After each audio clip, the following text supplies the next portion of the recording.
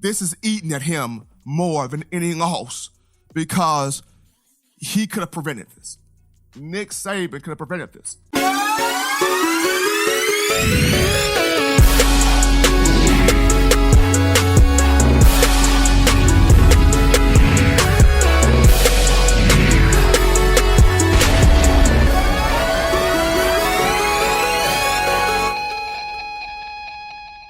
We're tidying up loose ends right now on this week's edition of shows. Ladies and gentlemen, hottest form in the streets, best form of Alabama football news, notes, and information.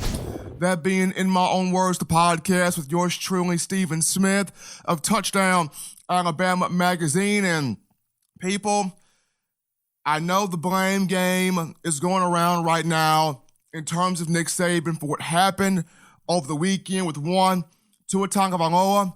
But for the first couple moments here, let's take a sigh of relief and exhale, knowing that the young man is okay. I have seen some crazy injuries in my time covering Crimson Tide football, and I've been doing this for a minute now. I was on the field at Vaught-Hemingway Stadium in Oxford, Mississippi in 2014 when Kenyon Drake broke his leg. I saw the leg snap, I heard the pop, I heard Kenyon scream and cry in agony. I was there. I was there at Bryant-Denny 2 years later, 2016, Alabama, Texas A&M, when Eddie Jackson fractured his leg.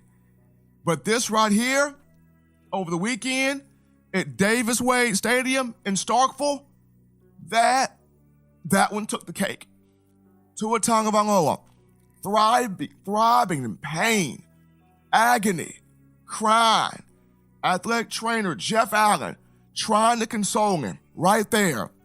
A golf cart was provided on the field, carted Tagovailoa out of the stadium, airlifts him via helicopter to St. Vincent's Medical Center in Birmingham, Alabama. Thankfully, hours later,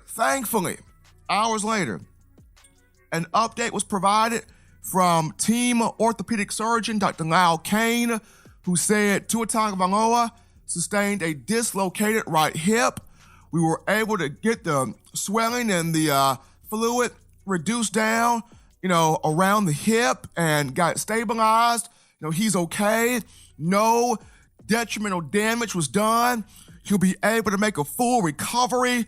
We're going through the treatment processes, but even though he's expected to miss the remainder of the season, he's okay. And after seeing the line that said he's expected to make a full recovery, I took a sigh of relief because it took everything to keep me from crying over the weekend, because that right there, you never want to see that happen, especially to a young man as special as Tua Tagovailoa. He's one of the best things to ever happen to this program. He is somebody that has changed the culture of Alabama football, how you think, how you feel, how you process it.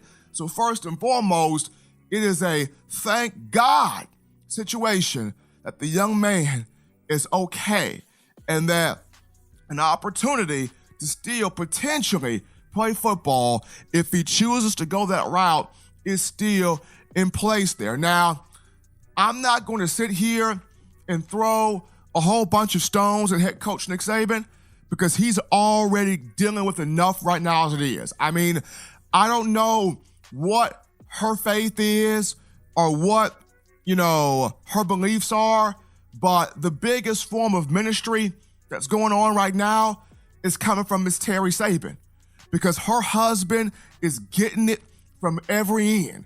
He's getting it from former players. He's getting it from NFL draft pundits. He's getting it from guys in national media. He's getting it from rival fan bases. He's even getting it from Alabama fans. How could you, Nick Saban? You have ruined Tua Tagovailoa's career. How could you do this? You don't care about the players. You don't care about player safety. All you are concerned about is winning. Coach Saban, you are the head coach of the University of Alabama. You're making over $11 million a year. You should have the foresight to know this man should not have been playing in this football game. And I'm going to say this right here. I'm not going to throw any stones here because, once again, he's already bearing the brunt of this. It's already hurting him to his stomach right now. But what I'm about to say is rated G compared to some of the other stuff I'm hearing being spewed out there. But I'll say this. I understand that old school Nick Saban was thought about as a tightly wound control freak. He doesn't care about the players. All he cares about is winning. He's not really concerned about what the players feel, what the players think, how the players act. And I get it. Nick Saban says things like, I don't listen to the press clippings. I don't hear or look into the tea leaves. I don't dabble in that stuff. And he says things like this to throw you off his trail. But Nick Saban sees things. Nick Saban hears things. And for the longest of time, he's heard these types of comments being said and thought about him. And, I've heard from former players. I'm close to a lot of former players. And they all say, Steven, there's a side to Nick Saban that the media will never see. He loves us. He cares about us. He jokes around with us. The press will never see it. Reporters will never see it. But Saban loves his players. There's a different, Saban shows us a different side of him than what he shows y'all. That's what I get from a lot of former players. This is why, in the last few years, we have seen the Alabama football Twitter account post videos of Nick Saban taking the upperclassmen and sometimes the freshmen on his boat out on the lake. The last few videos where we're seeing Saban really, truly bond, with his players, really, truly be around his guys because he's trying to prove I'm more than just winning. I'm about my guys. I'm about my players. This is a fun program. This is a family-oriented program. But despite the fact of all of that and what he's trying to do, Saturday over the weekend, that should have been the moment where tough love, hard-nosed Nick Saban should have came out. And I understand people make this argument, well, Tua's had this problem for quite some time. He holds on to the ball too long. He needs to let go of the football. He allows himself to take too many unnecessary hits. And that's true also. And there's factuality in that also. But even if Tua would have let go of the ball in that situation late in the second quarter, the momentum of this 300-pound defensive lineman still would have carried into him. I understand. Saban makes the call of, this is Doc's decision, Dr. Kane, Dr. Andrews. It's a medical staff deal. We go by what they say. And I understand. Dr. Kane and Dr. Andrews, they're the best in the business for what they do. They are the best. It doesn't come no better than that staff. And it's their job to look at the bodily functions to make sure, Tua can move, Tua can pivot, Tua can function, on the right ankle in question that was hurt prior to the hip situation. But even with the team doctors and the staff clearing Tua, Nick Saban is still the head coach. It is still his job to have the foresight of looking beyond the here and now. Alabama has had some great quarterbacks to come through this program. John Parker Wilson was fantastic. A.J. McCarron was fantastic. Greg McElroy, Jacob Coker, Blake Sims, Jalen Hurts, even prior to that, Brody Crowell and some guys, even before Saban. But in the Saban era, he has had some fantastic winners to come through this program, some championship guys. But none of them are like this guy, Tua Tagovailoa. NFL scouts talk about him being top 3 pick, top 5 pick, top 10 pick. Some even say number 1 overall pick. He's about to come into some generational money in T-minus a few months. He's about to pocket, at least a $50 million check, contract. He's about to come into some big money here, big money. And Nick Saban has to understand, has to know that, this guy, it's bigger than Alabama for this guy.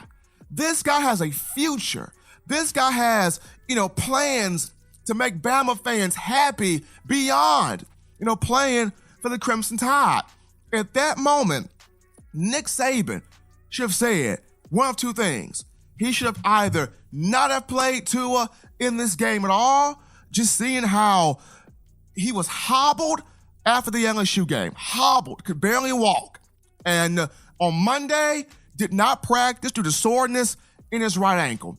Tuesday of last week, I saw him on the field, in the indoor field, but he was on bended knee, taking mental notes, holding a clipboard with Steve Sarkisian, was wearing tennis shoes instead of cleats. Didn't do much at all. Wednesday, did a little bit more, but it still looked like he was gingerly. So throughout the entire week that I was there, of course, media not allowed to be there on Thursday and Friday. So the 3 days that I was there, one day he wasn't there, the other 2 he was there, looked kind of limited. So to me, playing against Mississippi State, a team that's not all that good at all, of course, we know this now after watching the game, that was a moment Mac Jones should have started.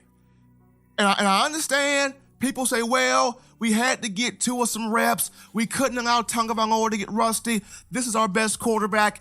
Even with that, you put him out there, okay?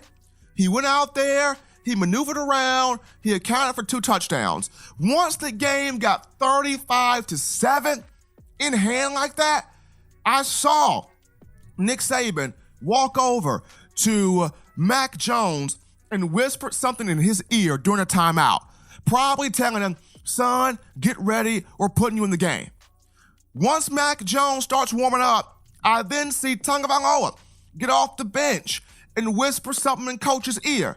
I don't know what he said, but if I had to guess, it was probably, no, Coach, I can go. I can play. I can do this, Coach. Coach, this is one of our last shots, Coach, to prove to the College Football Playoff Committee we belong. We're the top 4, that we deserve it. I gotta play, Coach. Coach, this is one of my last few options to show these scouts I'm the best quarterback in this draft. Coach, I can do it. And as much as Coach loves the warrior in Tua, as much as Coach would want to clone 85 of Tagovailoa because he wants it just that bad, at that moment, I would have said, Tua, sit down. You are too valuable right now. Sit down. You may not understand it, Tua. You may be mad at me, Tua. You may not, feel where I'm coming from. But Tua, sit down. You are too valuable. You are too important. We need you down the road. But most importantly, you have a future ahead of you. We got to get Mac out here, and we got to get Mac Jones some tape. I would have sat Tua down. It's almost like the parents in the old school. When parents say no, when that parent has to put its foot down and say no, and that child's like, well, my mama don't want me to have fun. Well, daddy don't want me to have fun. They always sheltering me. I can't have fun like everybody else has fun. But then years down the road, that child grows up, they understand, and they come back and they tell that parent or that grandparent, I thank y'all so much. I didn't understand it then. I didn't get it then. I didn't have the foresight then. I didn't have the wisdom then. But I know now. And I appreciate what y'all did. I appreciate what y'all said. Because y'all were, seeing far beyond what I could see.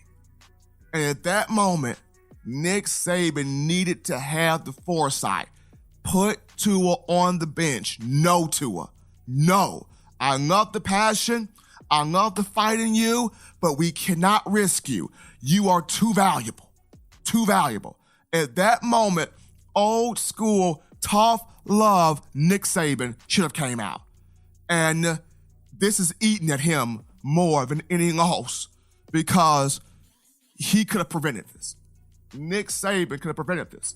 Once again, I'm not throwing stones at him because he's already dealing with enough as it is, but this one truly falls on him because as much as the team doctors cleared him, talking about going to play, Nick Saban has the final word as a head coach. And with this happening, I'm happy that Tua's okay, but Alabama's defense, boy, wake up call. Alabama's offense, you're running through the legs of Najee Harris, and you have got to wrap your arms around Mac Jones and encourage him like never before. So that's where Alabama football is right now. Despite the 38-7 win over Mississippi State, it came at a cost, and this one falls squarely on the shoulders of Nick Saban. That's going to do it here for this week's edition of Shows In My Own Words, the podcast, Touchdown Alabama Magazine. As always, you subscribe to tdalabamamag.com for all the latest. Touchdown Alabama Magazine on YouTube.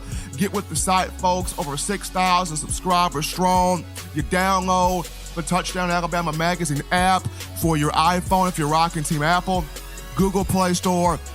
If you got the Android phone, the podcast options is always listed for you at the bottom of the screen. When we return, we will update some other injuries. Our Henry Ruggs III, DJ Dale, Raekwon Davis all went down as well. And we will touch on Mac Jones and where does Alabama go from this situation. Till next time, folks, this has been In My Own Words.